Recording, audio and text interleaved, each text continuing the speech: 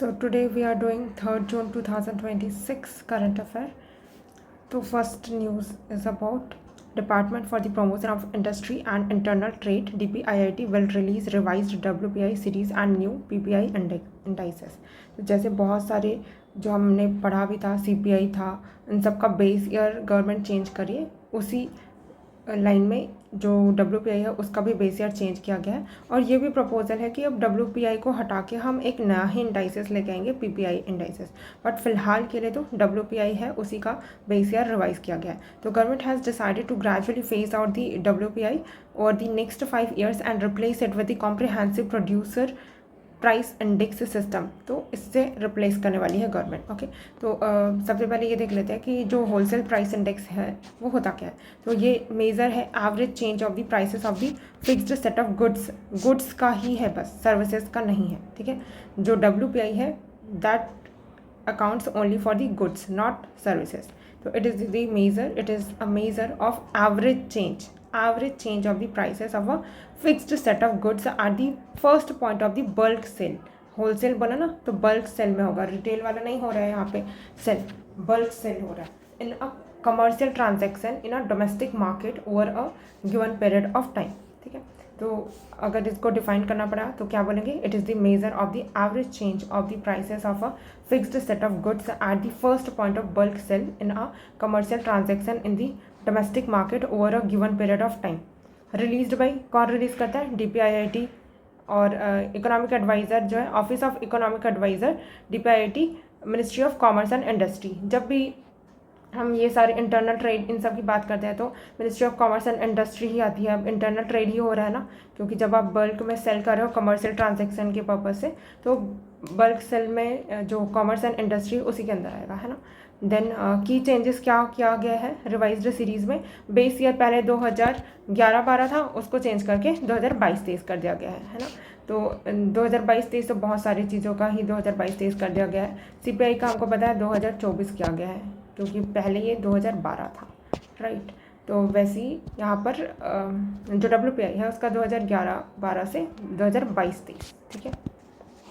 And then expected coverage क्या होगा, items है उनको इंक्रीज़ कर दिया गया, क्योंकि हमने देखा था फिक्स्ड सेट ऑफ गुड्स था इनमें, तो 697 पहले थे, अब 957 इतने गुड्स होंगे, आइटम्स हैं वो इंक्रीज़ कर दिया गया। देन एनर्जी बास्केट को रैशनलाइज किया गया, मतलब कि क्या कुछ कुछ को इधर उधर किया गया होगा। तो जो solar wind and nuclear energy, solar wind nuclear energy added under the electricity के अंदर डाल दिया गया। हाँ, क्योंकि सोलर से तो इलेक्ट्रिसिटी प्रोड्यूस कर रहे हैं, विंड से भी, न्यूक्लियर एनर्जी को भी हम लोग इलेक्ट्रिसिटी प्रोडक्शन के लिए हम यूज़ कर रहे हैं, तो इलेक्ट्रिसिटी वाले कैटेगरी के अंदर डाल दिया गया। And crude petroleum and natural gas shifted to the fuel and power. और जो क्रूड पेट्रोलियम था एंड नेचुरल गैस, क्योंकि इनसे हम लोग क्या करते हैं जनरली पावर या फ्यूल के रूप में यूज़ करते हैं, या तो पावर जनरेशन में यूज़ करते हैं, तो इन लोग को फ्यूल एंड पावर में डाल दिया, बाकी को इलेक्ट्रिसिटी जनरेशन के लिए था, इसलिए इलेक्ट्रिसिटी वाले बास्केट में डाल दिया गया, है ना। Then significance of the changes का क्या सिग्निफिकेंस है, इंश्योर करेगा more realistic assessment of the inflationary trends. तो जो इन्फ्लेशन है उसको ज़्यादा रियलिस्टिक तरीके से हम एसेस कर पाएंगे, इसलिए ये रैशनलाइजेशन किया गया। क्योंकि बेस ईयर बहुत ज़्यादा पुराना हो तो बेस इफेक्ट हमने पढ़ा भी था, है ना, तो उसके कारण दिक्कत आती है, इसलिए टाइम पे उसको रिवाइज करने की ज़रूरत पड़ती है, इसलिए हमने रिवाइज कर लिया। And next 5 and more year में हम ट्राई करेंगे कि WPI को रिप्लेस कर देंगे PPI से, राइट। तो प्रोडक्शन प्राइस इंडेक्स ये क्या चीज़ है, it measures the average change, तो इधर भी एवरेज चेंज ही होगा, है ना, in the price of the producer receives for his goods or services sold in the domestic market or the exports। तो ये मेजर करता है average change in the price a producer receives, producer जो receive कर रहा है, जिसने produce किया है उस गुड्स को, उसको कितना रिसीव हुआ है फॉर हिज गुड्स और सर्विसेज। तो यहाँ पर ये मेजर चेंज आने वाला है, क्योंकि WPI में अब तक गुड्स ही इंक्लूडेड था, बट जब हम उनको रिप्लेस करने की बात कर रहे हैं कि फ्यूचर में हम PPI लेके आएंगे, तो वहाँ पर हम गुड्स सर्विसेज दोनों की बात करेंगे, sold in the domestic market और the exports, right. Then PPI measure through, कैसे PPI मेजर किया जाता है, output PPI, then input PPI and service PPI। ये होगा compiled on the quarterly basis पे। तो साल में 4 बार क्या किया जाएगा, कंपाइल किया जाएगा, जो PPI आएगा तब, अभी ये फ्यूचरिस्टिक चीज़ है, अभी आया नहीं है। Then why WPI is being replaced by PPI, तो हम क्यों रिप्लेस करना चाह रहे हैं, कुछ तो रीज़न होगा ना। तो ग्लोबल बेस्ट प्रैक्टिस है, अलाइन करता है ये इंडिया का जो इन्फ्लेशन मेजरमेंट है with the advanced economies and the IMF के रिकमेंडेशन। तो अलाइन करेगा इंडिया का जो इन्फ्लेशन मेजरमेंट है, उनको जो एडवांस्ड इकोनॉमीज है उनका, उन लोग जैसे इन्फ्लेशन मेजर करते हैं उनसे हम अलाइन करने का ट्राई कर रहे हैं। IMF है उसका भी रिकमेंडेशन है, उसके अकॉर्डिंग भी हम थोड़ा अलाइन करने का ट्राई कर रहे हैं कि हम जैसे इन्फ्लेशन मेजर करते हैं उसको, है ना। देन ब्रॉडर कवरेज होगा, कैप्चर करेगा input output and service prices, providing a more comprehensive inflation picture than the WPI। तो और ज़्यादा कवरेज होगा क्योंकि input output and service prices सब इंक्लूडेड होगा, प्रोवाइड करेगा more comprehensive inflation picture than the WPI। And then better cost analysis कर पाएंगे, इनेबल करता है ये assessment of input cost pressure and their pass through to output prices. तो enable करता है ये assessment of the input cost pressure and that pass through to the output prices. Then next article, तो हमको क्या समझ है इनमें, जो लास्ट वाला आर्टिकल था उसमें कि WPI है उसका बेस ईयर 2011-12 से चेंज करके 2022-23 कर दिया गया है। एंड जो नंबर ऑफ आइटम्स थे बास्केट में उनको इंक्लूड किया गया है, आई मीन चेंज किया गया और इंक्रीज़ किया गया basically. And rationalisation of the energy basket किया गया, जहाँ पे crude petroleum and natural gas था उसको फ्यूल एंड पावर में, एंड बाकी को जो नेचुरल वाली चीज़ें थी, आई मीन रेन्यूएबल सोर्स वाली एनर्जी थी जिनसे इलेक्ट्रिसिटी प्रोड्यूस कर रहे थे, उनको इलेक्ट्रिसिटी बास्केट में। एंड फ्यूचर में हम रिप्लेस करना चाह रहे हैं WPI को with the PPI, right. And PPI में हम गुड्स एंड सर्विसेज दोनों मेजर करेंगे, जहाँ पे input output and service PPI इन तीनों की बात होगी, है ना। तो मोर कॉम्प्रिहेंसिव होगा। तो ऐसे हर एक आर्टिकल के बाद हम उनको समराइज़ करेंगे ताकि हमको वो चीज़ें याद रहे कि हमको उन आर्टिकल्स में से क्या याद रखना था, right. Then base year revision of the, अरे रिपीट हो गया क्या, अच्छा ये तो सेकेंड आर्टिकल है, यस। तो इसका भी IIP है, उसका भी बेस ईयर को रिवाइज़ किया गया है। तो बेसिकली सारे ही जितने भी इंडाइसेस हम यूज़ करते हैं ना, उन सब का ही रिवाइज्ड हो चुका है। बस हमने लास्ट ईयर पढ़ा था कि सारे जैसे CPI थे, all India CPI, industrial worker, इन सब का चेंज हो गया था, बस WPI एंड IIP बचा था, तो इन दोनों का भी अब चेंज हो गया। तो ये था। तो base year revision of the all India index of the industrial production. तो IIP जो हम लोग 8 कोर इंडस्ट्रीज़ भी पढ़ते हैं ना, वो उन वही वाली है, ये इसी में आती है। जो 8 कोर इंडस्ट्रीज़ होती है उनका और अलग से रहता है क्योंकि उनका वेटेज ज़्यादा रहता है। वो 8 कोर इंडस्ट्री इन बाकी सारी इंडस्ट्रीज़ में ज़्यादा वेटेज रखती है, इसलिए।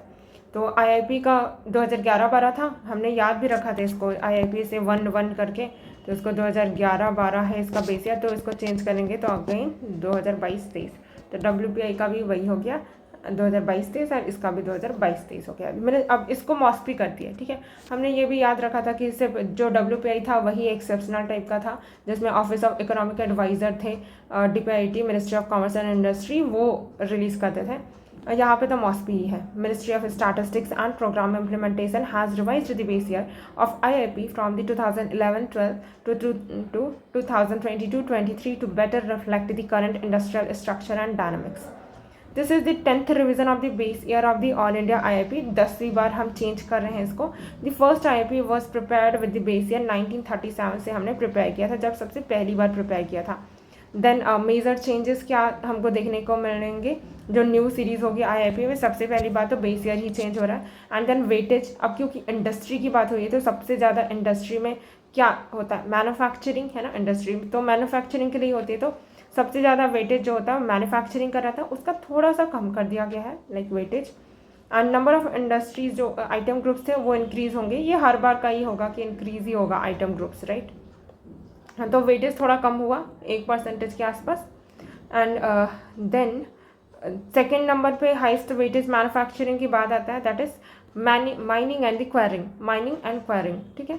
तो मैन्युफैक्चरिंग सबसे ज़्यादा वेटेज वाला, then mining and quarrying, and then third number पे आते हैं electricity and the gas supply, and after that water supply and sewerage and waste management, ठीक है। तो सबसे ज़्यादा manufacturing, then mining and quarrying, बस ये दोनों याद रखना। थर्ड नंबर पर इलेक्ट्रिसिटी गैस सप्लाई है। तो अभी भी वही है, बस वेटेज थोड़ा पहले से कम हो गया है ना। क्यों कम हुआ होगा? क्योंकि एक नया ही इंडाइसेस इंट्रोड्यूस किए थे, water supply sewerage and waste management किए थे, क्या किए हैं, अभी तो किए हैं ना। बेस ईयर चेंज करने के साथ ही हमने एक नया कैटेगरी जो सेक्टर है बोल सकते हैं वो इंट्रोड्यूस किया, दैट इज़ इंडस्ट्री में। अब हम लोग क्या करेंगे, जो IIP है उसमें ये भी देखेंगे कि water supply sewerage waste management कैसा हो रहा है, ताकि इंडस्ट्री से बहुत ज़्यादा वेस्ट हो निकलता है ना, तो हमने अब थोड़ा इन्वायरमेंट को भी ध्यान देते हुए देखो, water supply sewerage and waste management was not separately classified in the base year 2011-12। तो 2011-12 में ये चीज़ पहले नहीं थी, लेकिन अब इंट्रोड्यूस हो गई, तो इसको अब पता होना चाहिए, क्योंकि यही जो न्यू चीज़ है वो इंट्रोड्यूस हुई है। वरना पहले हम उतना ज़्यादा इन्वायरमेंट कंसर्न थे नहीं, तो हमने डाला भी नहीं था एक नया कैटेगरी, हमने उसको वेटेज नहीं दिया। लेकिन जब हमने बेस ईयर चेंज किया, अब हम लोग थोड़ा इन्वायरमेंट के टुवर्ड्स थोड़ा कंसर्न हम दिखा रहे हैं कि हाँ इंडस्ट्री से तो पॉल्यूशन हो रहा है, तो हमको ये भी एक डालना चाहिए कि water supply sewerage and waste management industries कैसे करी है। तो एक नया क्राइटेरिया डालेंगे, तो इधर इससे कम करके ही तो लेके आएंगे ना। तो अगर इधर 2% करना है तो इधर 1% कम करो, इसको बढ़ा कर इसको कम करो, तब जाके हमने इधर मैनेज किया है ना। एंड आइटम ग्रुप्स तो अगेन इंक्रीज ही हुआ है। फिर next base year revision, it is revised to 2022-23 under the aegis of the technical advisory committee for the base year revision. Then coverage, it added the gas supply, water supply, sewerage and waste management activities while retaining the existing sectors. तो है ही, एक और introduce कर दिया हमने, water supply sewerage and the waste management and inclusive mining classification, it added the minor mineral and the rare earth mineral for the better sectoral representation. तो mining classification में rare earth and minor mineral को भी add कर दिया गया। Then revamped item basket expanded from 839 items to the 1042 products and इतने item groups में होंगे।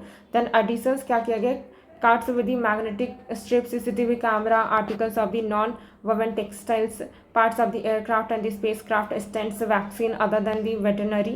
Then deletation क्या किया गया, kerosene fluorescent tubes, CFL tubes for the bicycle, tricycle, rickshaw tires, tubes for the LMV tires, printing machinery, sewing machine, इन सबको हटा दिया गया। इतना डिटेल में जाने की ज़रूरत नहीं, क्या ऐड किया गया, क्या डिलीट किया गया, बस थोड़ा सा देख लेना कि कैसे टाइप का इंडस्ट्री से रिलेटेड है ना। तो एडिशन में क्या किया गया, ये जो नई चीज़ें हैं, cards with the magnetic strips, इन सबको ऐड कर दिया।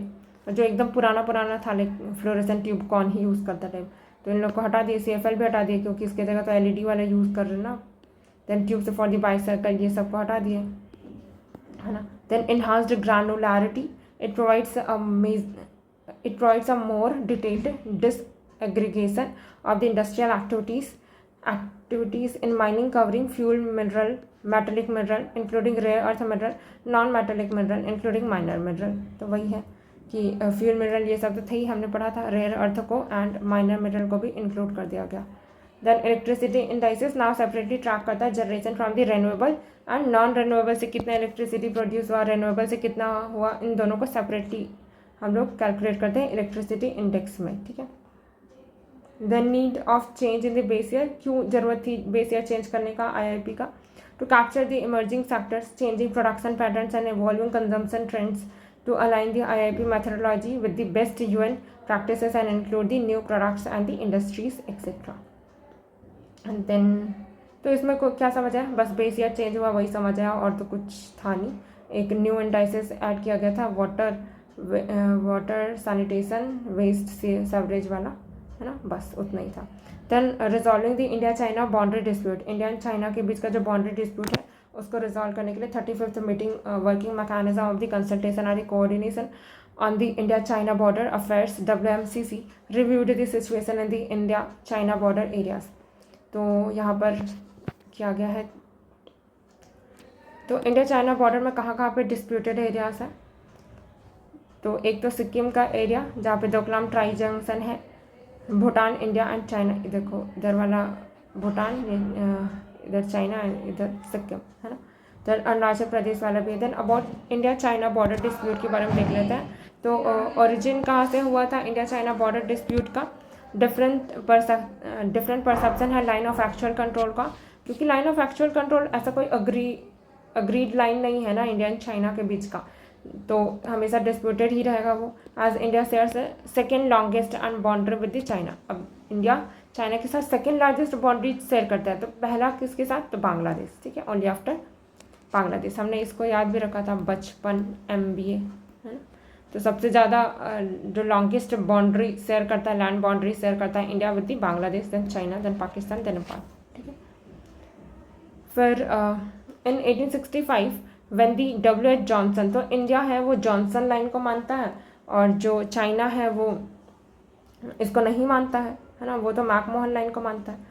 तो इन दोनों लाइन का ओरिजिन कहाँ से हुआ था, उसके बारे में थोड़ा बैकग्राउंड डिस्कशन किया गया कि in 1865 when the WH Johnson, a civil servant with the survey of India, proposed the Johnson line which placed Aksai Chin with the Jammu and Kashmir, which Chinese dynasty refused. तो survey of India civil servant में थे, survey of India में civil servant थे WH Johnson, उन्होंने Johnson line propose किया था जहाँ पर अक्साई चीन को इंडिया का पार्ट बताया गया था।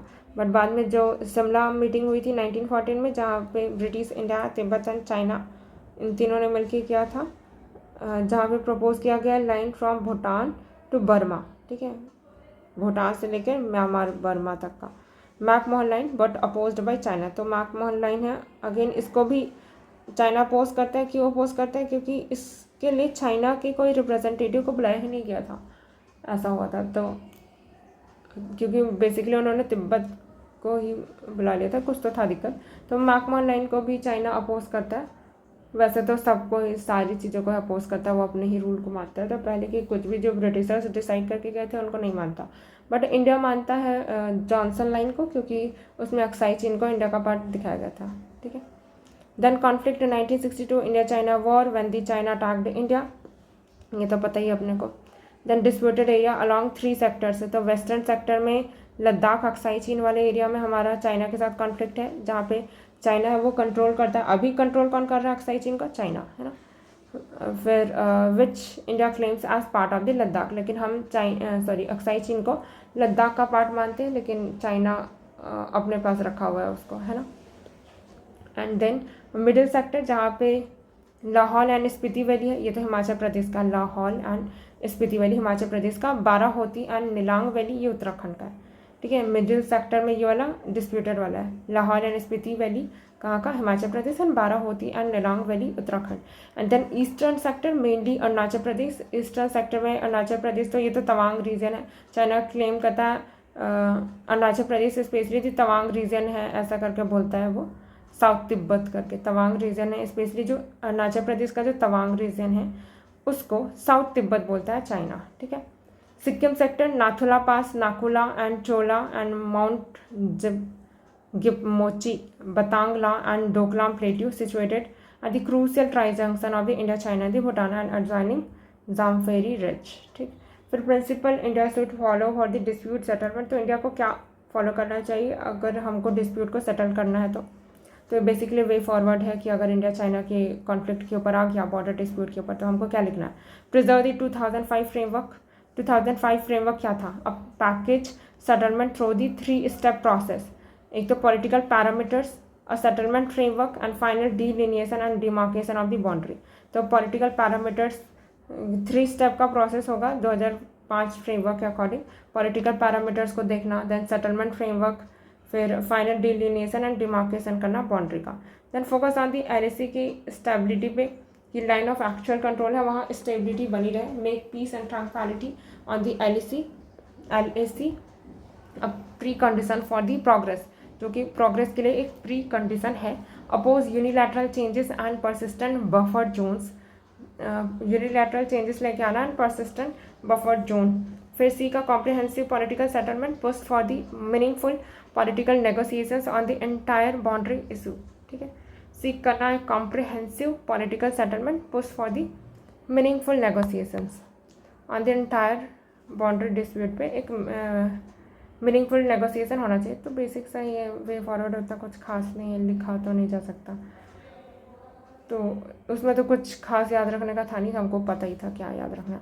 एंड देन WMO ने वार्न किया है कि एल नीनो में इंटेंसिफाई मानसून डिस्ट्रप्शन। तो हमको क्या पता है, एल नीनो जब होता है वो इंटेंसिफाई हो जाएगा, मतलब कि क्या, इंडिया में जो मानसून होगा वो एवरेज से कम होगा, ठीक है। ला नीना होता है तब क्या होता है, एवरेज से ज़्यादा बारिश होती है इंडिया में, बस इतना काफ़ी है। बाकी जो जोग्राफी का है वही चीज़ इसमें भी बताया हुआ है, तो रिपीट नहीं करेंगे, है ना। ज्योग्राफी वाले नोट से ही अपन पढ़ लेंगे। मैंने पूरा पढ़ लिया ये आर्टिकल, इसमें कुछ खास नहीं दिया हुआ था। तो नॉर्मल ईयर में वही होता था कि ऑस्ट्रेलिया के कोस्ट के पास में क्या होता था, लो प्रेशर क्रिएट होता था। जैसे फिर इंडिया एंड ऑस्ट्रेलिया में अच्छी मानसून आती थी, लेकिन इन लेनो वाले ईयर में ये जो लो प्रेशर होगा वो ये साउथ अमेरिका के पेरू वाले रीजन में आ जाएगा। तो इसके कारण हाई प्रेशर क्रिएट हो जाएगा, रिलेटिवली हाई प्रेशर क्रिएट हो जाएगा ऑस्ट्रेलिया के नॉर्थ ईस्ट वाले कोस्ट के आसपास। तो वहाँ पर के कारण वहाँ पर हाई प्रेशर हो जाएगा, तो बारिश नहीं होगी, क्योंकि बारिश तो वहाँ पे होती है जहाँ पे लो प्रेशर होता है। तो उसके कारण क्या हो जाएगा, एवरेज रेनफॉल से कम बारिश होगी कहाँ पे, ऑस्ट्रेलिया एंड इंडिया में। तो मानसून कम होगा, बेसिकली ये उसका आउटकम है। Then next, mission Sanhajori. तो ये वाला बहुत इंपॉर्टेंट है, क्योंकि ये यूपीएससी ने 2026 में अभी पूछा हुआ था प्रीलिम्स में।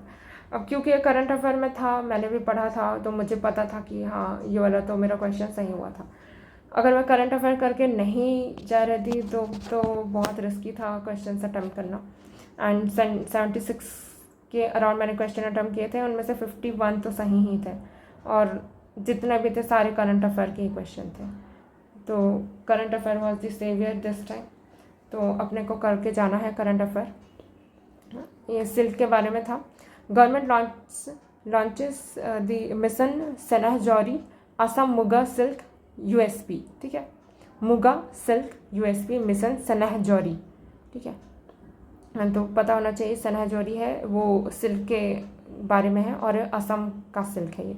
देन मिशन सीक करता है to strengthen the entire muga silk value chain through the cluster based coverage under the ministry of development of the north east region. अब यहाँ पे मिनिस्ट्री इंपॉर्टेंट है, क्योंकि यह असम का है सिल्क, मुगा सिल्क। तो यहाँ पर जो मिनिस्ट्री है, क्योंकि हमको ये पता है कि जितने भी मिनिस्ट्री का नाम हमने जब याद रखा था, हमने वहाँ पे पढ़ा था कि नॉर्थ ईस्ट जो स्टेट्स हैं उनका डेवलपमेंट के लिए एक अलग ही मिनिस्ट्री हमने बनाई थी। तो ministry of development of north east region is the dedicated ministry for that in collaboration with the government of the Assam की गवर्नमेंट तो होगी, then central silk board and other stakeholders, इन सब ने मिलकर मिशन लॉन्च किया है।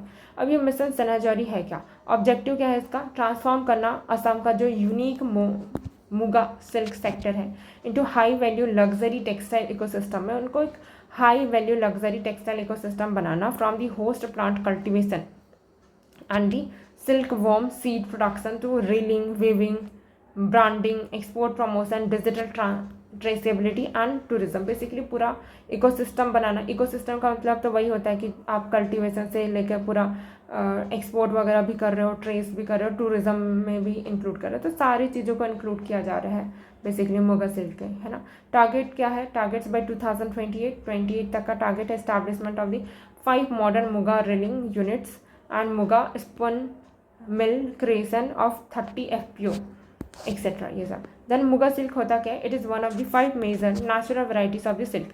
अब हमने पढ़ा था, जब कॉटन भी पढ़ा था उसमें भी 4 वेराइटीज़ पढ़ा था, एंड सिल्क में 5 वेराइटीज़, एंड पाँचों के पाँचों इंडिया कल्टिवेट करता है कमर्शियल स्केल पे, है ना। इंडिया प्रोड्यूसेस ऑल दी 5, ठीक। तो silk is natural protein fibre है, प्रोटीन फाइबर है तभी ना टेक्सटाइल बना रहे हैं। तो नेचुरल प्रोटीन फाइबर है, produced by the silk worm से बनाया जाता है, primarily from this Bombyx Mori species. अब ये मुझे उस टाइम एग्जाम के टाइम पे भी याद था कि बॉम्बिक्स मोरी कुछ स्पीसीज होती है, क्योंकि मैंने इसका इमेज देखा था कि कैसे बनता है, बहुत ही गंदा दिखता है ये, आई मीन चलो ठीक है, देखना चाहते हैं तो देख सकते हैं, बस खाते टाइम नहीं देखना और खाने से पहले नहीं देखना, क्योंकि कीड़े ही है ये बॉम्बिक्स मोरी, उसी से सिल्क प्रोड्यूस करता है। देन यूनिक आइडेंटिटी क्या है, muga silk is the world's only naturally golden silk है, वर्ल्ड का ओनली नेचुरली गोल्डन सिल्क है, ठीक है। एंड इंडिया का फर्स्ट GI टैग्ड सिल्क है 2007 में। तो ये जो मुगा सिल्क है, इस सिल्क की हम लोग के पास 5 वैरायटी है, लेकिन जो GI टैग सबसे पहले जिस सिल्क को मिला दैट वाज मुगा सिल्क, है ना, 2007 में मिला। प्रोडक्शन असम अकाउंट करता है 90% of the world muga silk production, मतलब पूरे वर्ल्ड में अगर सिल्क प्रोड्यूस करें हम मुगा सिल्क, तो 90% अकेले असम ही अकाउंट कर रहा है। इंडिया में छोड़ो, सिर्फ असम ही अकाउंट कर रहा है 90%, ठीक है। तो क्लियर मोनोपोली है इधर असम का मुगा सिल्क में, इसलिए असम बहुत ज़्यादा न्यूज़ में था मुगा सिल्क के लिए। Then silk worm, it is obtained from the semi domesticated multivoltine silk worm. तो एक सेमी डोमेस्टिकेटेड मतलब कि वो थोड़ा जंगली वाला भी होगा लेकिन उसको डोमेस्टिकेट किया जा सकता है ऐसा टाइप का, तो semi domesticated multivoltine silk worm antheraea assamensis, पता नहीं असम के नाम पे ही कर दिए हैं क्योंकि इसी से मुगल सिल्क बना रहे हैं इसलिए। It feeds on the aromatic leaves, aromatic मतलब कि क्या, जिसमें स्मेल होता है, उन लीव्स को ये खाते हैं। कौन खाते हैं? ये जो बॉम्बेक्स मोरी स्पीसीज है ना, वही। तो leaves of the som and soalu plants, तो som and soalu plants and are reared on the tree similar to that of the tasar. तो थोड़ा जो प्लांट है उनका नाम थोड़ा याद रखना, सोम, स्वालू एंड तसर। ये मुगा सिल्क वाले से रिलेटेड है जो सिल्क वर्म खाते हैं इनकी पत्तियों को। Then other type of the silk, other कौन कौन से टाइप के सिल्क है? मलबेरी सिल्क है, ट्रॉपिकल तुषार है, कोसा जिसको बोलते हैं, ट्रॉपिकल तुषार या कोसा, तुषार ही कोसा है। देन ट्रॉपिकल तुषार भी होता है, टेम्परेट वाला होता है जिसको टेम्परेट या फिर ओक तसर बोलते हैं, ठीक है। एंड देन एरी सिल्क, जिसके बारे में यूपीएससी ने पूछा था, एरी सिल्क, ठीक है, जिसको एंडी या फिर एरंडी सिल्क बोलते हैं। तो मुझे ना जब एग्जाम में एरी सिल्क आया था तो मुझे कुछ याद आ रहा था ये तो एरंडी सिल्क है करके, फिर मैंने सोचा बाकी सिल्क की वैरायटी, तो एक मलबेरी याद आ रहा था मेरे को, फिर मैंने सोचा उसी कुछ वैरायटी का होगा, बट वैसे भी वैरायटी से वो क्वेश्चन, आई मीन वो क्वेश्चन वैराइटीज़ या टाइप्स के ऊपर डिपेंडेंट नहीं था, मतलब आपको बस पता हो वो सिल्क के बारे में और इंडिया कौन कौन से कल्टिवेट करते हैं उससे क्वेश्चन हो जा रहा था, तो समझ आ गया था मुझे। Then mulberry 92% of the India silk production, तो इंडिया में जितना भी हम सिल्क प्रोड्यूस करते हैं 92% मलबेरी वाला ही सिल्क प्रोड्यूस करते हैं, तो हम ज़्यादा तो मलबेरी सिल्क ही बनाते हैं। प्रोड्यूस्ड मेनली इंडिया, और कहाँ पे बनता है ये मलबेरी वाला? तो हमने सुना भी है कर्नाटका, तमिलनाडु एंड आंध्र प्रदेश वाला। मलबेरी वाली साड़ी आती है ना, मलबेरी सिल्क की साड़ी है ऐसे बोलते रहते हैं, साउथ इंडियन वाला रहता है वो, है ना। देन ट्रॉपिकल तुषार या फिर kosa, it is tropical variety है and it is a coppery colour coarse silk generated by the silk worm. Then antheraea, पता नहीं क्या पढ़ते हैं इसको, mylitta, which mainly thrive on the food plants asan and the arjun. तो असन एंड अर्जुन इसके ऊपर थ्राइव करते हैं, इन प्लांट्स के ऊपर।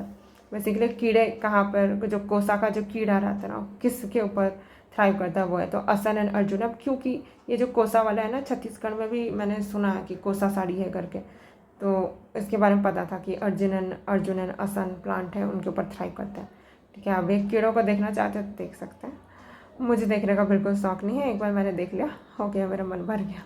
देन ट्रॉपिकल तुषार टेम्परेट और the oak tasar practised in its sub Himalayan belt extending from the Kashmir to Manipur. अभी ट्रॉपिकल तुषार है, टेम्परेट और ओक तसर भी बोल रहे हैं, पता नहीं इसमें भी अगेन ट्रॉपिकल तुषार भी क्यों लिखा हुआ है, शायद कुछ मिसप्रिंट भी हो सकता है, आई डोंट नो, मैंने अभी चेक नहीं किया।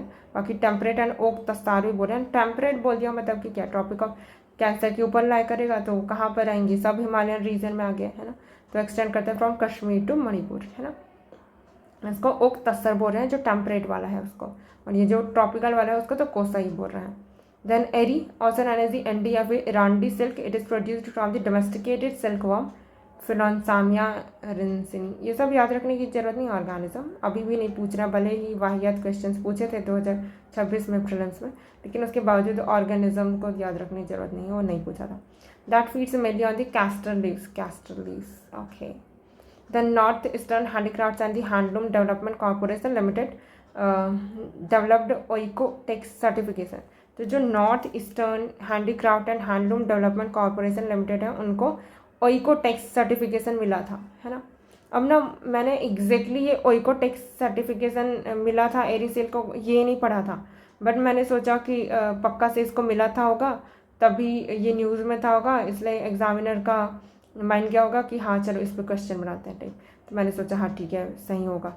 देन फ्रॉम जर्मनी से था, ये जर्मनी से मिला हुआ था, बाकी जर्मनी से मिला था ऐसा क्या तो नहीं बोला था, है ना। Which enhance the marketability and the export of the eri silk. और मुझे ये पता था कि कोई भी अगर सर्टिफिकेशन मिल रहा है तो वो एक्सपोर्ट के लिए बहुत बेनिफिशियल होता है, और जनरली वो उसकी क्वालिटी के ऊपर ही सर्टिफिकेशन मिलता है। लाइक जीआई टैग अगर हम देते हैं किसी चीज़ को तो वो उसकी क्वालिटी उस रीजन के अकॉर्डिंग ऐसा रहता है ना, कुछ तो स्पेसिफिसिटी रहती है तभी हम देते हैं। तो मैंने सोचा हाँ ठीक है, इसीलिए उसका एक्सपोर्ट वगैरह बेटर हो रहा होगा, तो फिर मैंने सही माना और वो सही था।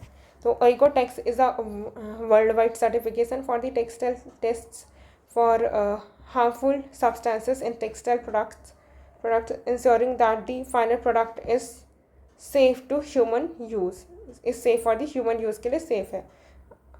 तो ये था राइट. देन नेक्स्ट, तो हमको बस उसमें लास्ट वाले में क्या याद रखना था, मुगा सिल्क क्या का, असम का है. 90% है, सो असम ही ग्रो कर रहा है. एंड जो 5 वैरायटीज़ है सिल्क की, इंडिया पाँचों के पाँचों को कमर्शियल स्केल पे ग्रो करता है. और 92% हम मलबेरी सिल्क बनाते हैं. एंड और क्या पड़ा था, ये 5 वैरायटीज़ को अगर याद रखें तो पहला तो ये मुगा सिल्क, मिशन सेनाजोरी है, वो इसी के लिए है, मुगा सिल्क के असम की वैरायटी वाला. Then second mulberry silk. Then third वाला जो ट्रॉपिकल तस्सर. फोर्थ वाला ओक तस्सर जो टेम्परेट वाला था. एंड देन फिफ्थ वाला क्या था मुझे भी याद नहीं आ रहा, एरी सिल्क था I guess. Yes last one was the eri silk या ईरानवी सिल्क जो भी था. तो सारा याद हो गया ना. हाँ ठीक है. और जो मुगा सिल्क था उसको सबसे पहले GI टैग मिला था 2007 में. ठीक है. वर्ल्ड का ओनली नेचुरली गोल्डन सिल्क है. तो बाकी वैरायटीज़ में से मुगा सिल्क सबसे ज़्यादा फेमस था असम का, वो देखा.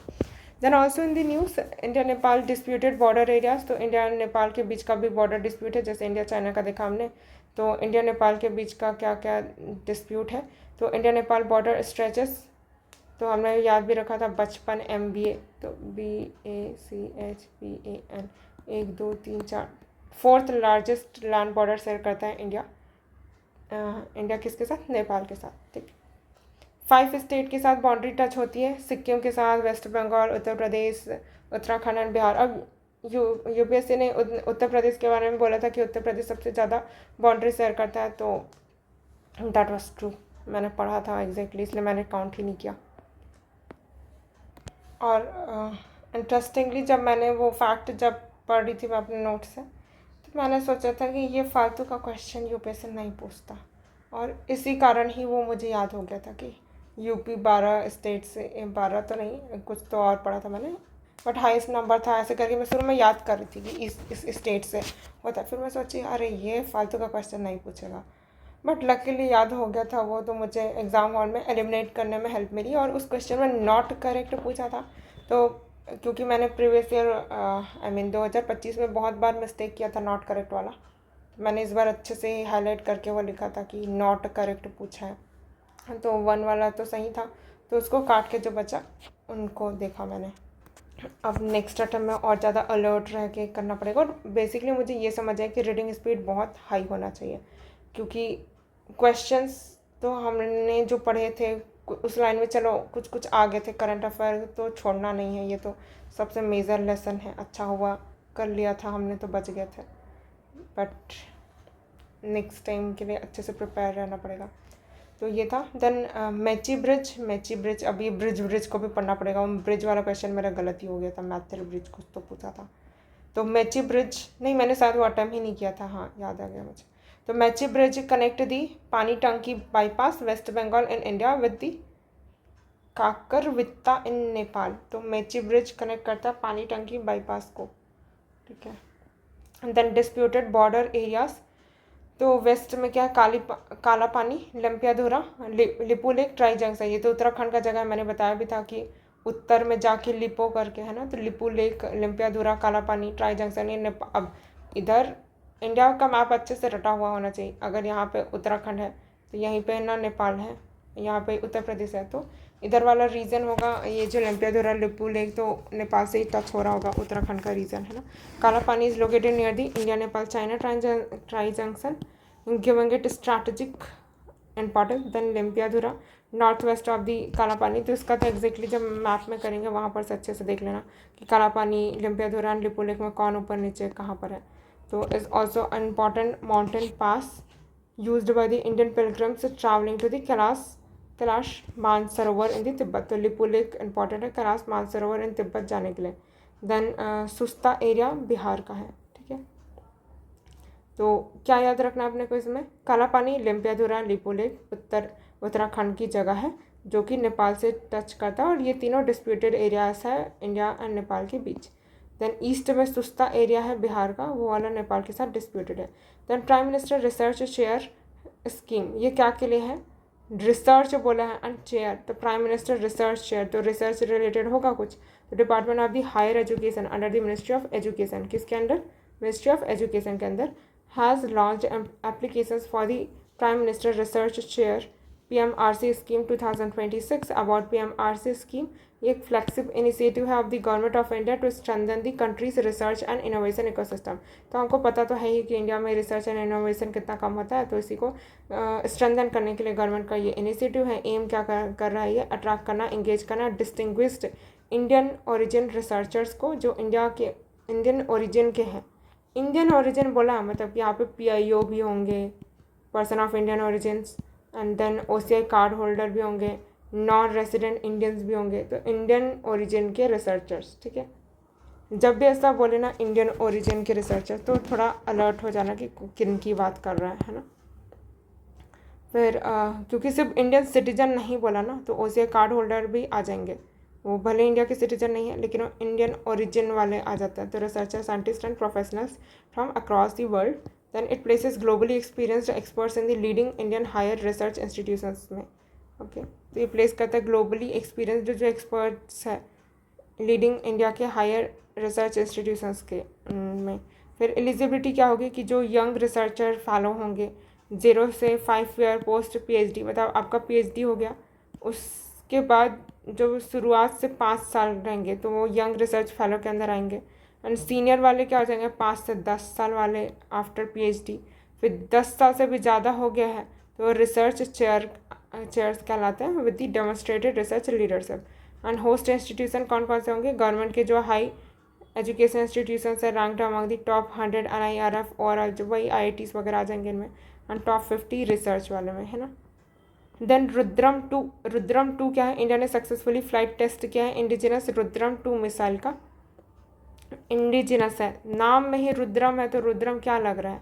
हिंदी नेम है, इंडिया का ही नाम लग रहा है, तो इंडिजिनस होगा। तो नाम से ही बहुत कुछ पहचान में आ जाता है। ठीक है, फ्लाइट टेस्ट है, ये फ्लाइट टेस्ट कर रहे थे अपन।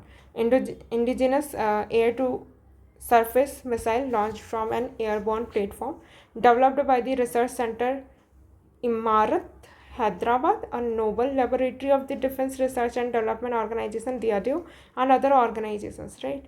So रिसर्च सेंटर हमारे, ये याद रखने की ज़रूरत नहीं है, वैसे भी UPSC जब भी देता है ये डेवलप्ड बाई गलत ही देता है, तो बस ये पता भी चल जाता है ना कि अगर ये डिफेंस वाला होगा तो DRDO तो होगा, है ना। पढ़ के ही ये नाक आ जाता है कि DRDO ने तो बनाया ही होगा। देन सिग्निफिकेंस क्या होगा? स्ट्रेंथन करता है इंडिया का indigenous defence capability and advance Atmanirbhar Bharat in advanced weapon system. फिर ब्लू हेलमेट, ये तो हम पढ़े हुए हैं, UN पीस कीपिंग में जो ब्लू हेलमेट रहते हैं ना उनको, तो UN peacekeepers serving the United Nations missions in the South Sudan में, तो मैं ये उनका मिशन है, have been awarded the UN medal of honour उनको मिला है। तो UN peacekeeper blue helmet began in 1948 में ये इसकी शुरुआत हुई थी UN पीस कीपर्स की। when the UN deployed military observers, जब UN के जो डिप्लॉयड मिलिट्री ऑब्जर्वर्स थे to the West Asia to observe the armistice agreement. Armistice agreement को याद रखना, ठीक है। आर्मिस्टीस, आर्म लेके जा रहे होंगे पीस के लिए, ऐसे करके याद रख सकते हैं। आर्मिस्टीस agreement also called the blue helmet as they use the blue helmet while carrying out the peacekeeping mission around the world। तो जब भी UN के जो पीस कीपर्स होते हैं वो पीस कीपिंग के लिए जाते हैं तो ब्लू हेलमेट लगा के जाते हैं, इसलिए इनको हम लोग ब्लू हेलमेट बोल देते हैं। डिप्लॉयमेंट मैकेनिज्म कहता है United Nation Security council, obviously बात है सिक्योरिटी वाला चीज़ है तो सिक्योरिटी होगा ना, जनरल काउंसिल तो होगा नहीं। तो United Nation Security Council by adopting a resolution. फिर principles of the peace keeping are based on the consent of the parties, impartiality, non-use of the force except in the self-defense and the defense of the mandate। तो principle of peace keeping are the based on the consent of the parties के consent के ऊपर based होता है। Impartiality, non use of the force accept in the self defence, कि आप force को use नहीं करोगे, बस अपने सेल्फ डिफेंस में आप फोर्स यूज़ कर सकते हैं। Defence of the mandate. Then department of the peace operation होता है DPO of the United Nation, जो कि प्रोवाइड करता है political and the executive direction to the piece keeping operations, right. Then martens के बारे में देखते हैं। ये क्या होता है, एक ऑर्गेनिज्म का ही नाम है। Yellow throated marten was recently sighted for the very first time in the Kaziranga national park. Kaziranga national park में देखने को मिला। And tiger reserve in the Assam, UNESCO world heritage site. ठीक है, तो पहली बार देखने को मिला है काजीरंगा। तो याद रखना है हमको, कहाँ पर है, आसाम में। ये तो याद ही है अपने को, नेशनल पार्क हमने पढ़ा था। येलो थ्रॉटेड मार्टिन्स ये डायरनल होते हैं। डायरनल मतलब कि क्या, दिन में एक्टिव होने वाले। आर्बोरियल मेंबर मतलब कि पेड़ में रहने वाले। ऑफ दी मस्टलिड फैमिली, मस्टलिड फैमिली वाले जनरली आर्बोरियल ही रहते हैं। और group of the carnivorous mammal, carnivorous mammal है ना, कार्निवोर है ये, हम दूसरे जीव को खाएंगे, हर्बीवोर को खाएंगे ये। Golden yellow throat, long tail and defensive scent glands होते हैं। बिहेवियर फियरलेस रहता है, हाईली सोशल रहते हैं, ऑफन हंट करते हैं इन पेयर्स और दी स्मॉल ग्रुप्स। तो हंट करते हैं स्मॉल इन पेयर्स में एंड स्मॉल ग्रुप्स में। देन इकोलॉजिकल रोल क्या होता है इनका, function as the meso predator, control करते हैं रोडेंट पॉपुलेशन को, एड करते हैं seed dispersal etcetera, found across south east. ये तो इतने सारे जीव के बारे में हम याद भी नहीं रख सकते, और कुछ भी पूछेगा यूपीएससी तो क्या कर सकते हैं। बस थोड़ा सा आइडिया रहना चाहिए कि मार्टन कहाँ पढ़ा था, कुछ तो जीव का नाम है, बस उतना से काम बन जाएगा। देन पोटैटो पैच, इसका पोटैटो से कोई लेना देना नहीं है, ये कोरल पैचेस की बात कर रहे हैं। The giant potato coral patch found on the south east side of the Kadmat island in the Lakshadweep. तो देखो लक्षद्वीप इधर है, तो काडमट आइलैंड उसी के south east, north south east, इस साइड में होगा कुछ, है ना, काडमट आइलैंड के। ओके, देन कवर करता है 4250 square metre, potentially the world का largest living pavona clavus colony है। साइंटिफिक वैल्यू सर्व करता है as a natural time capsule for the studying coral longevity, climate adaptation and past ocean conditions. Then bolides क्या होते हैं, meteor explosion light up skies over the Boston and the Rhode Island experiencing bolides। तो basically meteor है वो explosion होगा, light up करेगा sky को, और बॉस्टन एंड रोडे आइलैंड एक्सपीरियंस करेगा बोलाइट से। तो बोलाइट होते क्या, Bolide and exceptionally bright meteor होते हैं, मीटियोर ही है बट बहुत ज़्यादा ब्राइट होते हैं, फायर बॉल की तरह, that explodes in the earth atmosphere. Earth के जैसे मेटियोर हम पढ़े थे ना पहले, तो मेट्योर एंड मेट्योराइट्स में डिफरेंस पता होना चाहिए।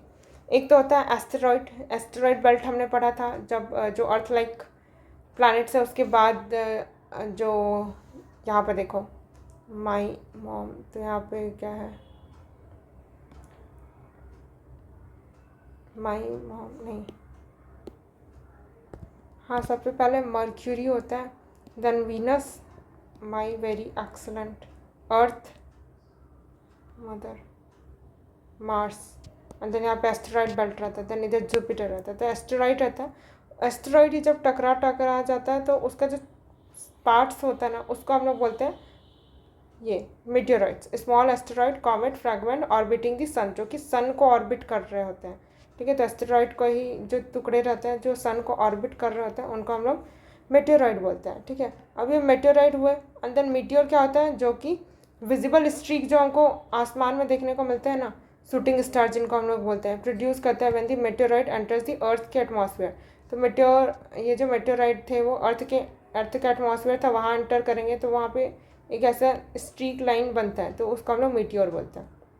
अब ये जो स्ट्रीक लाइन ही है वो बहुत ज़्यादा ब्राइट रहेगा, तब जाके हम लोग उसको बोलाइट बोल रहे हैं। ठीक, और यही जब क्या बोलते हैं मेटियोरॉइड था, वो अर्थ के सरफेस में ही आ जाएगा, तो उसको मेटियोराइट बोलते हैं। ठीक है, तो meteoroid fragment that survives atmospheric entry and reach in the ground of the earth, तो वो मेटियोराइट कहलाता है। तो मेटियोरॉइड ही अर्थ के अंदर आ जाएगा, अर्थ के सरफेस पे आ जाएगा, तो मेटियोराइट।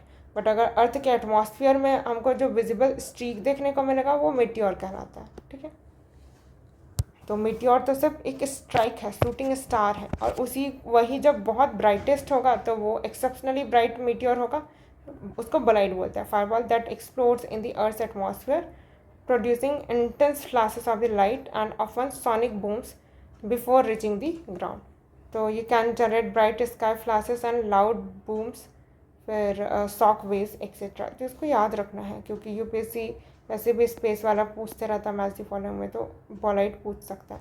Then conflict areas in the news, Israel expand करा अपना operation in the southern Lebanon. इसमें आपको पता होना चाहिए इधर इसराइल है, इधर लेबनान है, तो लेबनान के इधर वाले पोर्सन पे क्रॉसिंग दी लितानी रिवर। अब इधर लितानी रिवर भी है, तो लितानी रिवर को एक बार मैप में देख लेना। Previously a de facto boundary for the first time since 2006।